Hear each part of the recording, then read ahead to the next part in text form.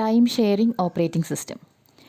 നമ്മൾ batch processing operating system, multi programming operating സിസ്റ്റവും കണ്ടു. ഈ രണ്ടെണ്ണത്തിലും മൾട്ടിപ്പിൾ യൂസേഴ്സിൻ്റെ അല്ലെങ്കിൽ ഒന്നിലധികം യൂസേഴ്സിൻ്റെ ജോബ്സാണ് എക്സിക്യൂട്ട് ചെയ്തുകൊണ്ടിരുന്നത്. ബാച്ച് പ്രോസസ്സിംഗ് ആകുമ്പോൾ വൺ ആഫ്റ്റർ ദി അതർ എന്നുള്ള ഓർഡറിലായിരിക്കും എക്സിക്യൂട്ട് ചെയ്യുക. അതേസമയം മൾട്ടി പ്രോഗ്രാമിംഗ് ആകുമ്പോൾ ഇൻ്റർലീവ്ഡ് എക്സിക്യൂഷനാണ്.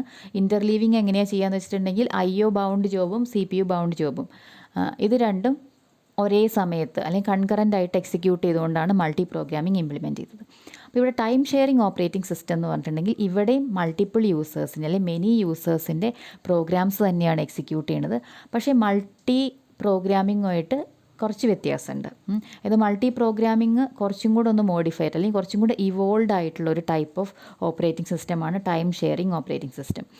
So it is the simultaneous interactive use of A computer system by many users in such a way that each one feels that he or she is the sole owner of the system. അപ്പോൾ ഇവിടെ multiple users ആണെന്ന് പറഞ്ഞു.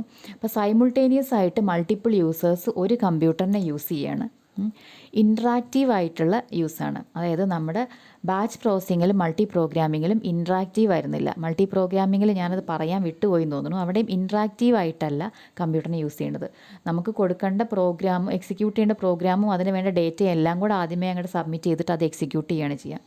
അപ്പോൾ അതേസമയം time ഷെയറിങ്ങിലെന്ന് പറഞ്ഞിട്ടുണ്ടെങ്കിൽ simultaneous ആയിട്ട് interactive ആയിട്ടൊരു computer system different users ഒരേ സമയത്ത് യൂസ് ചെയ്തുകൊണ്ടിരിക്കുകയാണ്. In such a way that each one feels അല്ലെങ്കിൽ each user feels that he or she is the sole owner of the system. അതായത് ഈ കമ്പ്യൂട്ടർ യൂസ് ചെയ്യുന്നത് ആ ഒരു യൂസറിന് എന്താ ഫീൽ വെച്ചാൽ ആ ഒരു യൂസർ മാത്രം ഈ കമ്പ്യൂട്ടർ യൂസ് ചെയ്യാണ് എന്നുള്ളൊരു ഫീൽ ഉണ്ടാവും.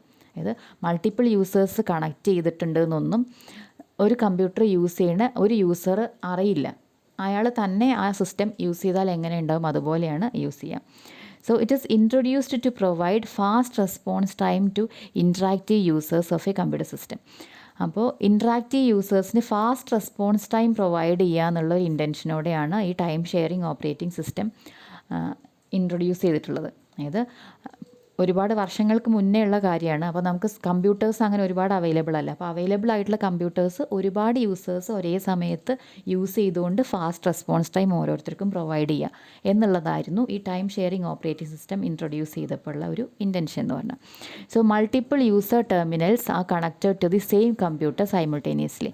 അപ്പോൾ മൾട്ടിപ്പിൾ യൂസർ ടെർമിനൽസ് അതായത് ഒന്നിലധികം യൂസർ ടെർമിനൽസ് ഒരു കമ്പ്യൂട്ടർ സിസ്റ്റത്തിൽ ഒരേ സമയത്ത് കണക്ട് ചെയ്തിട്ടാണ് വർക്ക് ചെയ്യുക. അപ്പോൾ യൂസർ ടെർമിനൽ എന്ന് പറഞ്ഞിട്ടുണ്ടെങ്കിൽ ഒരു യൂസർ കമ്പ്യൂട്ടറായിട്ട് ഇൻട്രാക്ട് ചെയ്യാൻ വേണ്ടി യൂസ് ചെയ്യുന്ന ആ ഇൻപുട്ട് ആൻഡ് ഔട്ട്പുട്ട് ഡിവൈസസ് ഒക്കെ ചേർന്നതാണ് നമ്മുടെ യൂസർ ടെർമിനൽ എന്ന് പറയുക. അതായത് നമ്മുടെ മോണിറ്ററും കീബോർഡും മൗസും ഒക്കെ ഇല്ലേ, ഇതൊക്കെ വെച്ചിട്ടാണല്ലോ നമ്മൾ കമ്പ്യൂട്ടറായിട്ട് ഇൻട്രാക്ട് ചെയ്യുന്നത്. അപ്പോൾ അത് ഒരു യൂസർ ടെർമിനലാണ്. അപ്പോൾ അങ്ങനെയുള്ള കുറേ യൂസർ ടെർമിനൽസ് ഒരൊറ്റ കമ്പ്യൂട്ടറായിട്ട് കണക്ട് ചെയ്തിരിക്കും. ഒറ്റ കമ്പ്യൂട്ടർ എന്ന് പറഞ്ഞിട്ടുണ്ടെങ്കിൽ അവിടെ ഒരു CPU ഉണ്ടാവും.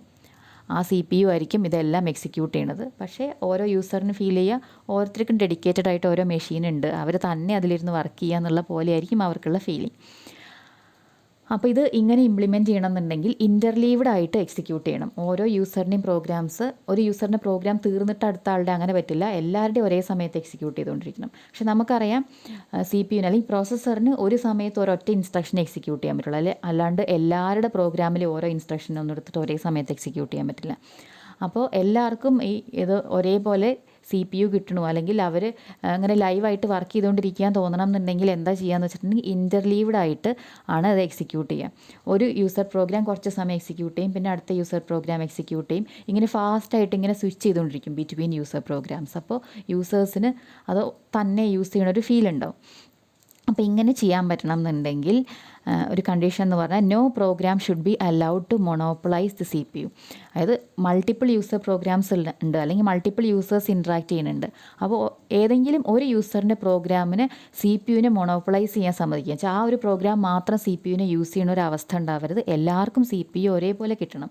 അപ്പോൾ അതിന് വേണ്ടിയിട്ട് ചെയ്യുന്ന കാര്യങ്ങൾ എന്ന് പറഞ്ഞിട്ടുണ്ടെങ്കിൽ programs are not assigned with fixed priorities. ഒരിക്കലും പ്രോഗ്രാംസിന് ഫിക്സഡ് പ്രയോറിറ്റീസ് ഉണ്ടായിരിക്കില്ല. ഇപ്പോൾ ഒരു 10 പ്രോഗ്രാംസ് വെയിറ്റ് ചെയ്യുന്നുണ്ടെങ്കിൽ ആർക്കാണ് CPU കിട്ടുക എന്ന് വെച്ചിട്ടുണ്ടെങ്കിൽ ഹയസ്റ്റ് പ്രയോറിറ്റി ഏത് പ്രോഗ്രാമിനാണോ ആ പ്രോഗ്രാമിനാണ് CPU കിട്ടുക. അപ്പോൾ എപ്പോഴും ആ പ്രോഗ്രാമിന് ഹയസ്റ്റ് പ്രയോറിറ്റി ആയിട്ടിരുന്ന ആ പ്രോഗ്രാമിന് മാത്രമല്ലേ CPU കിട്ടുള്ളൂ. അപ്പോൾ അതുകൊണ്ട് തന്നെ ഒരു ഫിക്സഡ് പ്രയോറിറ്റി ഒരിക്കലും പ്രോഗ്രാംസിന് ഉണ്ടാവില്ല. അതായത് എപ്പോഴും പ്രോഗ്രാംസിൻ്റെ പ്രയോറിറ്റി ഇങ്ങനെ മാറിക്കൊണ്ടിരിക്കും. അപ്പോൾ ഒരു പ്രോഗ്രാമിന് ഒരു സമയത്ത് ഹയസ്റ്റ് പ്രയോറിറ്റി വന്നാൽ നെക്സ്റ്റ് മൊമെൻറ്റിൽ വേറൊരു പ്രോഗ്രാമിനായിരിക്കും ഹയസ്റ്റ് പ്രയോറിറ്റി വരും. അപ്പോൾ ആ പ്രോഗ്രാമിന് CPU കിട്ടും. അങ്ങനെ പ്രയോറിറ്റീസ് ഫിക്സഡ് ആയിട്ട് വയ്ക്കില്ല, അതിങ്ങനെ ചേഞ്ച് ചെയ്തുകൊണ്ടിരിക്കണം, എന്നാലേ മൊണോപ്പൊളൈസ് ചെയ്യാണ്ടിരിക്കുകയുള്ളൂ ഏതെങ്കിലും ഒരു പ്രോഗ്രാം. Then a program can only consume limited amount of CPU time in one go. അതായത് ഒരു തവണത്തെ എക്സിക്യൂഷനിൽ, ഒരു തവണ എക്സിക്യൂട്ട് ചെയ്യാൻ പ്രോഗ്രാം കംപ്ലീറ്റ് ആയിട്ട് എക്സിക്യൂട്ട് ചെയ്യുക, അല്ലെങ്കിൽ കുറച്ച് ഭാഗം എക്സിക്യൂട്ട് ചെയ്യുള്ളൂ. ആ ഒരൊറ്റ ഗോയിൽ ഒരു ലിമിറ്റഡ് ടൈം മാത്രമേ കിട്ടുള്ളൂ. അതായത് ഒരു ടൈം സ്ലോട്ട് കൊടുത്തിട്ടുണ്ടാവും. ഇപ്പോൾ 10 മില്ലി സെക്കൻഡ്സ് അങ്ങനെയൊക്കെ ആയിരിക്കും ടൈം സ്ലോട്ട് കൊടുക്കുക. അങ്ങനെ ഒരു ലിമിറ്റഡ് ടൈമേ കിട്ടുള്ളൂ, അല്ലാണ്ട് ഒരുപാട് ടൈം ഒരു പ്രോഗ്രാമിനും കിട്ടില്ല ഒരൊറ്റ തവണ എക്സിക്യൂട്ട് ചെയ്യാനായിട്ട്. അങ്ങനെ ഒരു ലിമിറ്റഡ് ടൈം സ്ലോട്ട് വെച്ചിട്ട്, അതേപോലെ ചേഞ്ചിങ് പ്രയോറിറ്റീസ് വെച്ചിട്ടൊക്കെയാണ് ഇത് മാനേജ് ചെയ്യണത്. So it uses multi-programming with a special CPU scheduling algorithm. അപ്പോൾ ഇപ്പോൾ പറഞ്ഞ കാര്യങ്ങൾ ചെയ്യാൻ വേണ്ടിയിട്ട് മൾട്ടി പ്രോഗ്രാമിംഗ് എന്ന് പറഞ്ഞ കൺസെപ്റ്റ് തന്നെയാണ് യൂസ് ചെയ്യുക. അതായത് നമ്മുടെ മെമ്മറിയിൽ ഒരേ സമയത്ത് മൾട്ടിപ്പിൾ പ്രോഗ്രാംസ് റിസൈഡ് ചെയ്യുന്നുണ്ടാവും. അപ്പോൾ മൾട്ടി പ്രോഗ്രാമിംഗ് എന്ന് പറഞ്ഞ കൺസെപ്റ്റ് തന്നെ ഒരു സ്പെഷ്യൽ CPU ഷെഡ്യൂളിംഗ് അൽഗോരിതം വെച്ചിട്ടായിരിക്കും ഇത് ഇംപ്ലിമെൻറ്റ് ചെയ്യുക. അപ്പോൾ അതിന് യൂസ് ചെയ്യുന്ന ഒരു അൽഗോരിതമാണ് round robin with time slicing. Round robin എന്ന് പറയുന്നത് ഒരു CPU ഷെഡ്യൂളിംഗ് അൽഗോരിതമാണ്, അല്ലെങ്കിൽ പ്രോസസ് ഷെഡ്യൂളിംഗ് അൽഗോരിതമാണ് with time slicing. Time slice എന്താണെന്നുള്ളത് പറയാം. It is the short period during which a user process gets to use CPU is known as time slice or time slot or quantum. അതായത് CPUവിൻ്റെ time ഇങ്ങനെ കുറേ time slots ആയിട്ട് divide ചെയ്തിരിക്കുകയാണ്. അതായത് കുറച്ച് സമയം ഫസ്റ്റ് യൂസർ ജോബ്, ഇപ്പോൾ നമുക്ക് 5 യൂസർ ജോബ്സ് ഉണ്ടെങ്കിൽ ജോബ് 1ന് ഒരു ടൈം സ്ലൈസ് എന്ന് പറയുക, ഇപ്പോൾ ഒരു 10 മില്ലി സെക്കൻഡ്സ്. അത് കഴിഞ്ഞാൽ ജോബ് 2ന് 10 മില്ലി സെക്കൻഡ്സ്, ജോബ് 3ക്ക് 10 മില്ലി സെക്കൻഡ്സ്. ഇങ്ങനെ പറഞ്ഞിട്ട് CPU ടൈമിനെ ഇങ്ങനെ ഡിവൈഡ് ചെയ്തിരിക്കുകയായിരിക്കും കുറേ സ്ലോട്ട്സ് ആയിട്ട്. അതിനെ നമ്മൾ ടൈം സ്ലൈസ് അല്ലെങ്കിൽ ഒരു ക്വാണ്ടം എന്ന് പറയുന്നത്. അതായത് ഒരു യൂസർ പ്രോസസ്സ് ഒരു ഷോർട്ട് പീരിയഡ് ഓഫ് ടൈം മാത്രമായിരിക്കും CPUവിൽ എക്സിക്യൂട്ട് ചെയ്തുകൊണ്ടിരിക്കുക. അത് കഴിഞ്ഞാൽ അടുത്ത യൂസർ പ്രോസസ്സിന് CPU കൊടുക്കും. ആ ഷോർട്ട് പീരിയഡ് ഓഫ് ടൈമിനെയാണ് നമ്മൾ ടൈം സ്ലൈസ് അല്ലെങ്കിൽ ടൈം സ്ലോട്ട് അല്ലെങ്കിൽ ക്വാണ്ടം എന്ന് പറയുന്നത്. അപ്പോൾ CPU ടൈമിനെ ഇങ്ങനെ കുറേ ടൈം സ്ലൈസുകളായിട്ട് ഡിവൈഡ് ചെയ്തിട്ടുണ്ടാവും. ഇനി റൗണ്ട് റോബിൻ എങ്ങനെയാണ് വർക്ക് ചെയ്യുക എന്ന് വെച്ചിട്ടുണ്ടെങ്കിൽ, a program finishing its turn on the CPU gets another turn only after all other programs have had their turn on the CPU. അതായത് ഇപ്പോൾ ഒരു നമുക്ക് പറയാം, ഞാൻ process 1, process 2, process 3, process 4, process 5 ഇങ്ങനെ 5 പ്രോസസ്സുകളുണ്ടെങ്കിൽ, ഇപ്പോൾ പ്രോസസ് 1ന് CPU അലോക്കേറ്റ് ചെയ്തു. അതിനൊരു ടൈം സ്ലൈസ് ഉണ്ടാവും. ഇപ്പോൾ 10 മില്ലി സെക്കൻഡ്സ് ആണെങ്കിൽ ആ 10 മില്ലി സെക്കൻഡ്സ് അത് എക്സിക്യൂട്ട് ചെയ്ത് കഴിഞ്ഞാൽ അതിൻ്റെ അടുത്തുനിന്ന് CPUവിന് റിവോക്ക് ചെയ്തു. ഇനി എപ്പോഴാണ് വീണ്ടും പ്രോസസ് 1ന് CPU കിട്ടുക എന്ന് വെച്ചിട്ടുണ്ടെങ്കിൽ, ഈ ബാക്കിയുള്ള പ്രോസസ്സുകൾക്കെല്ലാം ഒരു തവണ CPU കിട്ടിയതിന് ശേഷം. ആ രീതിയിലാണ് ഇവിടെ ഷെഡ്യൂളിംഗ് ചെയ്യുക. അതായത് the programs are arranged in the order of decreasing priority. പ്രയോറിറ്റിയുടെ ഡിക്രീസിങ് ഓർഡറിലാണ് പ്രോഗ്രാംസ് അറേഞ്ച് ചെയ്യുക. അപ്പോൾ ഈ പ്രയോറിറ്റി എന്ന് പറഞ്ഞാൽ എപ്പോഴും മാറ്റിക്കൊണ്ടിരിക്കുന്ന കാര്യമാണെന്ന് പറഞ്ഞു. അപ്പോൾ ഫസ്റ്റ് ഗോയിൽ P1 എന്ന് പറഞ്ഞ പ്രോസസ്സിന് ഹയസ്റ്റ് പ്രയോറിറ്റി. ഇത് പ്രയോറിറ്റി 1 ആണ്, ഇത് പ്രയോറിറ്റി 2, 3, 4, 5 എന്ന് പറഞ്ഞാൽ അങ്ങനെയാണ് പ്രയോറിറ്റീസ് കൊടുത്തിട്ടുള്ളത്. അപ്പോൾ ഫസ്റ്റ് പ്രയോറിറ്റി വരുന്ന പ്രോസസ്സ് ആദ്യം എക്സിക്യൂട്ട് ചെയ്യും. അതിൻ്റെ ടൈം സ്ലൈസ് കഴിഞ്ഞാൽ പിന്നെ എന്താ ചെയ്യുകയെന്ന് വെച്ചാൽ, ഈ പ്രോഗ്രാമിനായിരിക്കും പിന്നെ ലീസ്റ്റ് പ്രയോറിറ്റി. ഇത് P5 ആണ് ഏറ്റവും പ്രയോറിറ്റി കുറഞ്ഞത് ഇതിൽ. അതിൻ്റെയും പുറകിൽ പ്രയോറിറ്റി ഉള്ള, ഇത് 6th പ്രയോറിറ്റി ആയിട്ടായിരിക്കും പിന്നെ P1 വരിക. അപ്പോൾ ആദ്യം ഇത് അറേഞ്ച് ചെയ്യുക ഇതിൻ്റെ ഡിക്രീസിങ് ഓർഡർ ഓഫ് പ്രയോറിറ്റിയിലാണ്. ഹയസ്റ്റ് പ്രയോറിറ്റി വരുന്നതിന് ആദ്യം CPU കൊടുക്കും, അത് കഴിഞ്ഞാൽ തൊട്ടടുത്ത് പ്രയോറിറ്റി വരുന്നതിന് രണ്ടാമത് CPU കൊടുക്കും. ഈ രീതിയിലാണ് പ്രയോറിറ്റീസ് അതിന് അസൈൻ ചെയ്യുക. അപ്പോൾ ഒരു പ്രോഗ്രാം എക്സിക്യൂട്ട് ചെയ്ത് കഴിഞ്ഞാൽ പിന്നെ വെയിറ്റ് ചെയ്യുന്ന പ്രോഗ്രാംസിൽ ഏറ്റവും പ്രയോറിറ്റി കുറഞ്ഞ പ്രോഗ്രാമായിട്ട് അത് മാറ്റും. അതായത് ഇതിപ്പോൾ ഒരു ക്യൂ ആണെങ്കിൽ ആ ക്യൂവിൻ്റെ ഏറ്റവും പുറകിലായിരിക്കും ഇപ്പോൾ എക്സിക്യൂട്ട് ചെയ്ത് കഴിഞ്ഞ പ്രോഗ്രാം ഉണ്ടാവുക. അപ്പോൾ P1ന് ലീസ്റ്റ് പ്രയോറിറ്റി കൊടുത്തു, അപ്പോൾ ഇനി കൂട്ടത്തിൽ P2നാണ് അടുത്ത ഹയസ്റ്റ് പ്രയോറിറ്റി. അപ്പോൾ P2ന് CPUവിന് കൊടുക്കും.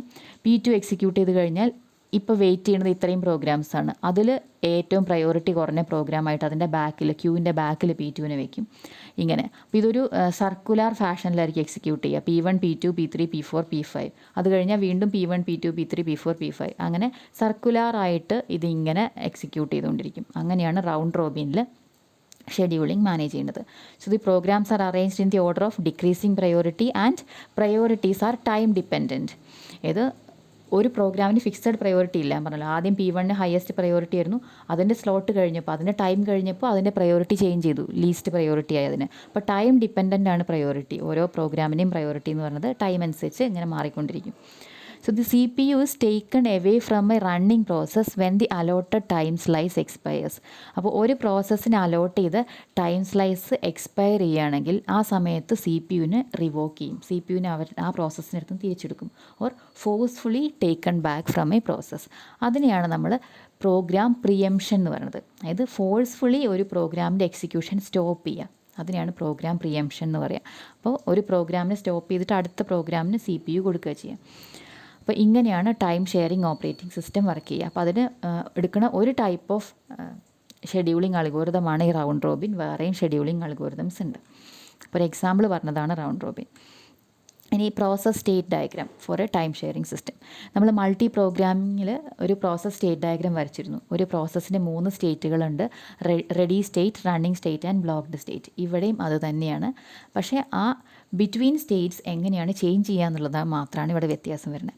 So whenever a new job enters to the memory or whenever a new job is ready for execution or waiting for the C P U, അങ്ങനെയാണെങ്കിൽ നമ്മൾ ആ ന്യൂ ജോബിനെ റെഡി സ്റ്റേറ്റിലാണെന്ന് പറയും.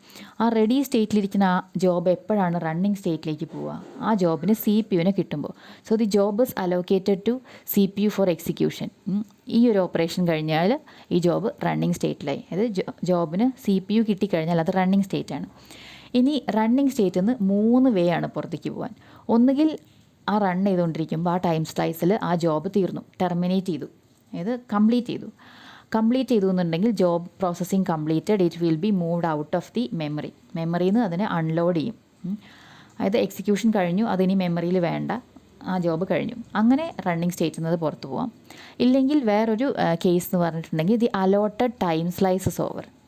അപ്പോൾ നമ്മൾ മൾട്ടി പ്രോഗ്രാമിംഗ് പോലെയല്ല. Multi പ്രോഗ്രാമിങ്ങിൽ ഒരു പ്രോസസ്സ് എക്സിക്യൂട്ട് ചെയ്യാൻ തുടങ്ങിയാൽ അതിന് ഇൻപുട്ട് ഔട്ട്പുട്ട് ഓപ്പറേഷൻ വരുന്ന സമയത്ത് മാത്രമേ എക്സിക്യൂഷൻ അവിടെ സ്റ്റോപ്പ് ചെയ്യുള്ളായിരുന്നു. അപ്പോൾ ഇവിടെ എന്ന് പറഞ്ഞാൽ അലോട്ടഡ് ടൈം സ്ലൈസ് കഴിഞ്ഞാൽ അതിൻ്റെ എക്സിക്യൂഷൻ അവിടെ സ്റ്റോപ്പ് ചെയ്തു.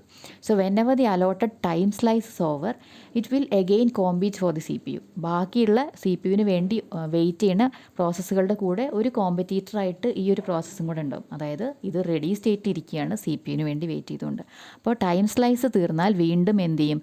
റണ്ണിങ് സ്റ്റേറ്റിൽ നിന്ന് അത് വീണ്ടും റെഡി സ്റ്റേറ്റിലേക്ക് വരും ടൈം സ്ലൈസ് കഴിയുമ്പോൾ. ഇനി വേറൊരു കേസ് എന്ന് പറഞ്ഞിട്ടുണ്ടെങ്കിൽ റൺ ചെയ്തുകൊണ്ടിരിക്കുന്ന സമയത്ത് ഒരു IO ഓപ്പറേഷൻ ചെയ്യേണ്ടി വന്നു.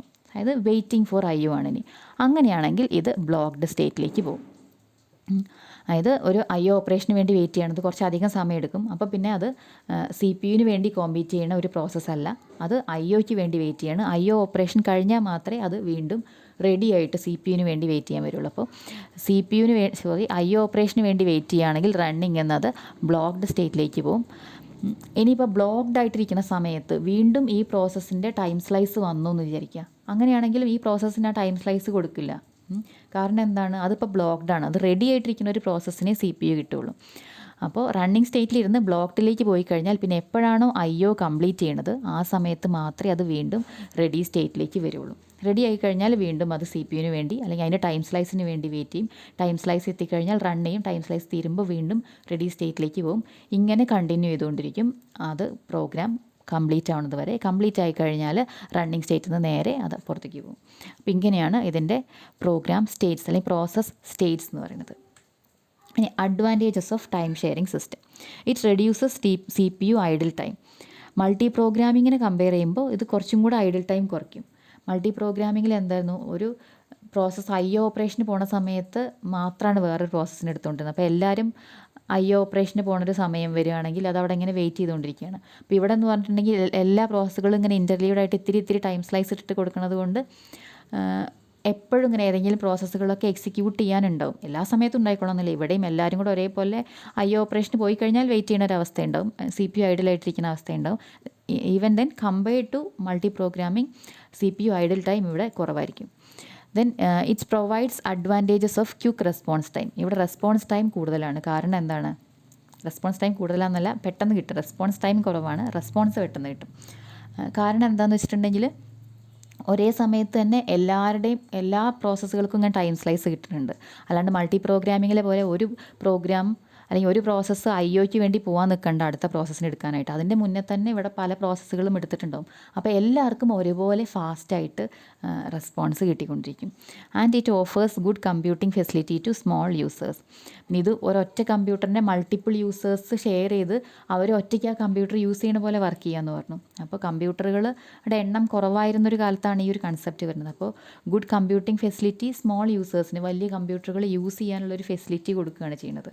അവർക്ക് ഒരു കമ്പ്യൂട്ടർ ഓൺ ചെയ്യേണ്ട കാര്യമില്ല, അല്ലെങ്കിൽ ഒറ്റയ്ക്ക് ഒരു കമ്പ്യൂട്ടർ അവർക്കായിട്ട് ഡെഡിക്കേറ്റഡ് ആയിട്ട് ഉണ്ടാവേണ്ട കാര്യമല്ല. ഒരുപാട് പേർക്ക് ഇത് ഷെയർ ചെയ്യാം. അപ്പോൾ ഒരു നല്ല കമ്പ്യൂട്ടിംഗ് ഫെസിലിറ്റി ഒരുപാട് സ്മോൾ യൂസേഴ്സിന് കൊടുക്കുക എന്ന് പറഞ്ഞൊരു കാര്യം കൂടെ ഇവിടെ നടക്കും. അപ്പോൾ ഇത്രയാണ് ടൈം ഷെയറിംഗ് സിസ്റ്റത്തിൻ്റെ ഒരു ഓവർവ്യൂ ആയിട്ട് പറയാനുള്ളത്.